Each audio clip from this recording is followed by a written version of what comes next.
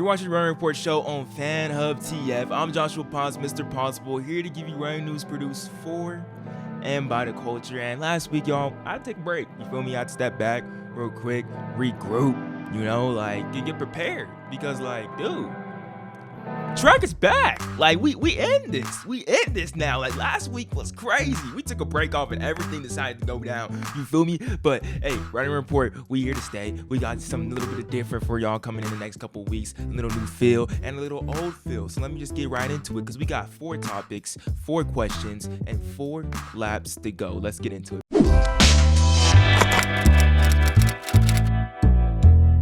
With 4 laps to go, last Friday, Britton Wilson, the Arkansas sophomore and 2022 World Championship finalist in the 400-meter hurdles, broke the NCAA indoor 600-meter record at the Arkansas Invitational in a time of 1:25.16. She beat a Thing Mo's record that she set in 2021 by about 0.6 of a second. Wilson is coming off a breakthrough 2022 in the 400-meter hurdles where she won NCAA's, finishing 2nd at USA's, 5th at the World Championships, and she won gold in the US 4x4. In her sophomore season coming up this year at Arkansas, she entered the Bowerman Watch early, and she is definitely there to stay, and she has to have eyes on Sydney McLaughlin's NCAA 400-meter national record outdoors. It's going to be exciting to see what she does, but even bigger news from the weekend, probably in the 600 all around, has to be in that race the actual winner, who was Shamier Little, who won the race in 1:24.65. This makes Little the number 7 fastest 600-meter runner of all time. And let me tell you, this is why that's the biggest deal of this race. I know Britton Wilson getting all the love, and deservingly so. She breakthrough and everything. But you all remember Shamier Little back in 2021 when she was going crazy. She was running the 449. She was running 400-meter hurdles in 52s in July, and then she didn't end up making it to the Olympics, stumbled over one of the hurdles. But then in 2022, it was off to a slow start, a rocky start. She was running 400s and 51s. She was running the 400-meter hurdles and 55s, then got it together at the end of the season. I think we're back to that 2021 Shamier Little. So the question I have for you guys, is this the year Little gets back on the podium? She hasn't been back on the podium in 2015, but I think this year, starting off so fast, so hot, I think we're going to see that Little back in 2021. That was looking dominant, looking like she could challenge Delilah and Sydney McLaughlin. She's going to be back there again, just like 2021. I feel like this year, can she hold together? I think so, and we're going to see a Little that's going to be very, very competitive in the 400-meter hurdles. And I don't just mean overall, I'm talking about with Sydney McLaughlin and Femke Bol. Hot take? I don't think so. With 3 laps to go, after that amazing performance by Arkansas track and field legend in the making in Britton Wilson, a committed Razorback that's still in high school probably had one of the greatest high school doubles in recent memory, and that was Shawnti Jackson, the 60-meter high school national record holder, the U20 100-meter world championship finalist, and the daughter of Batman Shawnti Jackson, who was a 400-meter hurdler star back in his day in the early 2000s. Shawnti Jackson went out and made us remember why, made the statement why she is the top recruit this year in track and field on the men and women's side, I would say. First on the Virginia Showcase on Friday, Jackson ran 1:11.94 in a stacked 500-meter field right behind Sophia Gorion. This performance puts Jackson right out of a loaded top 10 all-time list with the likes of Sammy Watson, Thing Mo, Natasha Hastings, and Roisin Willis. 3 out of the 4 of those women are 800-meter runners. Shawnti Jackson has the national record in the 60. What is going on here? And then on Saturday, she did what may have seemed impossible to many. She broke a Sydney McLaughlin-Levrone national record, and she did that in the indoor 300 meters, running a time of 36:63.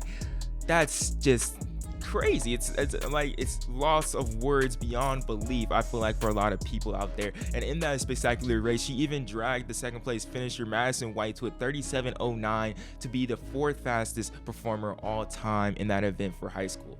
And amazing what Shawnti Jackson has done so far. I'm excited to see how she's going to end this season, but I just want to know from you guys. I got really nothing else to say on Shawnti. Just what is her event? That's what I'm thinking about. I think that she's really got the 100, she's really got the 3, and can run a 4. I think it's going to be the 200, but I'm curious, what do you guys think? What is Shawnti Jackson event? What is her event right now? What is her event going to be over her career? I don't think there's any wrong answers. unless you say like the 16 or like the 5K. But like, what do you think her main event will be? Maybe we'll see on the hurdles, just like Batman. Now we got 2 laps left of this running report show, and I just gotta say, man. So basically, we leave for 1 week, and then every distance runner decides to move training groups and go talk on the City Smack podcast. Like, what is that about, bruh? Like, if y'all didn't want to come on the running report show, you could just told me. Like, you really could just told me, like, straight up. Like, dude. Hey, but shout out City Smack, shout out Chris. Y'all doing a good job. You feel me? Shout out Kyle. You feel me? I'm just saying, though, like, spread it around. Like, come on, man. Like, dude. But I'm gonna quickly go around this real quick of just all the craziness that happened in the distance world over this past week of switching training groups. Like, it's gonna be exciting 2023, and I'm gonna try not to miss one. But first, at Hokkien AZ Elite, they got the 2022 U.S. Marathon Champion and Paige Stoner plus Cruz Culpepper joins the team, who will be coached by his father, Alan Culpepper. Next, very nice track club gained 2 great 1500 meter runners in Great Britain's Charlie Grice and the American Erica Vila. Then OAC got a huge signing with Josette Norris, who had an enormous breakthrough in 2021 and was searching for that same success in 2022. Maybe they think it will help her get her back to that place. Also, Union Athletics Club signed David Rivich, who recently left Brooks Beast, but then the Brooks Beast, who also gained Dylan Maggard just recently, who was at the Indoor World Championships last year in the 3,000 meters. Lastly, Mark Scott, who just left Bowerman, joined the NN running team, who coaches right now Elliot Kipchoge, Joshua Cheptegei, Jacob Kiplimo, Letesbeth Gade, Faith Kipyegon, just everybody that's great in the distance events. My question to y'all on this one is, what is the biggest signing in track and field in the distance world? My 2 right now gotta be Paige Stoner. Paige Stoner is, I think I think you guys are surprised by that, but Paige Stoner, like, she winning the U.S. Marathon, I think was really, really big for her. She had a lot of potential on the track, and do that in her second marathon to win the U.S. Marathon, I think is really a big accomplishment. And now she's gonna go be training with Alafine Tulamuk, who won the past Olympic trials, gonna be training with Kellen Taylor and Steph Bruce coming back. Just great mentors, and be able to guide her to become a great marathoner one day. I really see that she's the future of the marathoning that we're seeing going forward in the U.S. for the U.S. women. And then Mark Scott, obviously, like, he's gonna be training with the best now, like the best in the world. And he was already kind of doing that with the Bowerman Track Club, but NN running team is arguably the best, if not the best distance team. So like, that's just an OP signing. Like, and for the old heads, that's overpowered. So overpowered signing. That's like KD.